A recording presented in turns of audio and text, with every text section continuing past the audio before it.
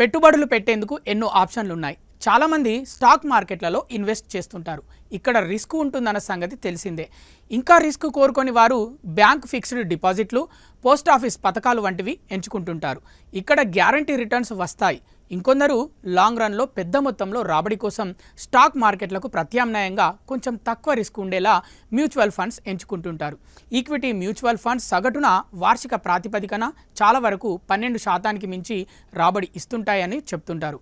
ఇక్కడ ఆర్థిక లక్ష్యాలు, పెట్టుబడి స్తోమతకు తగ్గట్లుగా ఆర్థిక క్రమశిక్షణతో దీర్ఘకాలం పాటు ఇన్వెస్ట్ చేస్తే మంచి రాబడి వస్తుందని అంటుంటారు.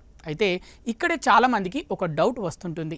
మ్యూచువల్ ఫండ్ పెట్టుబడులు ఓకే, కానీ ఇక్కడ నెల నెల సిప్ రూపంలో ఇన్వెస్ట్ చేయడం మంచిదా, లేకపోతే ఒకేసారి పెద్ద మొత్తంలో ఇన్వెస్ట్ చేయడం మంచిదా అని తేల్చుకోలేకపోతుంటారు. ఇక్కడ కొందరి దగ్గర ఒకేసారి పెద్ద మొత్తం అమౌంట్ ఉంటే లంసమ్ చేయాలనుకుంటారు. మళ్ళీ అంత అవసరమా, నెల నెలా సిప్ చేస్తే బాగుంటుంది కదా అనిపిస్తుంది. లంసమ్ అంటే అలా పెట్టి వదిలేయడమే. సిప్ అంటే నెల నెల ఎంతైనా ఇన్వెస్ట్ చేస్తూ పోవచ్చు. అయితే మార్కెట్లు అనిశ్చితిలో ఉన్నప్పుడు సిప్ ఆపేయాలా అని ఎన్నో సందేహాలు వస్తుంటాయి. వీటి గురించి తెలుసుకునే ముందుగా సిప్ వర్సెస్ లంసమ్ రాబడి ఎలా వస్తుందో చూద్దాం. 10 ఏళ్ల కాలపరిమితికి చూసినప్పుడు నెల నెల 10,000 చొప్పున సిప్ అనుకుంటే మొత్తం కాలపరిమితికి పెట్టుబడి 12 లక్షలు అవుతుంది. లంసమ్ విషయానికి వస్తే దీనికి దాదాపు సమాన మొత్తం 10 లక్షల పెట్టుబడి అనుకుందాం. సగటున 12% వార్షిక రాబడి లెక్కన అంచనా వేస్తే నెలకు 10,000 సిప్పై 10 ఏళ్లకు సుమారు 22,50,000 రూపాయలు, అంటే దాదాపుగా మీ పెట్టుబడి 12 లక్షలు కాస్త డబుల్ అయిందని చెప్పొచ్చు. ఇదే లంసమ్ విషయానికి వస్తే ఒకేసారి 10 లక్షలు ఇన్వెస్ట్ చేస్తే వార్షికంగా 12% రాబడి లెక్కన 10 ఏళ్లలో దాదాపు 31 లక్షల రూపాయలు వస్తుంది.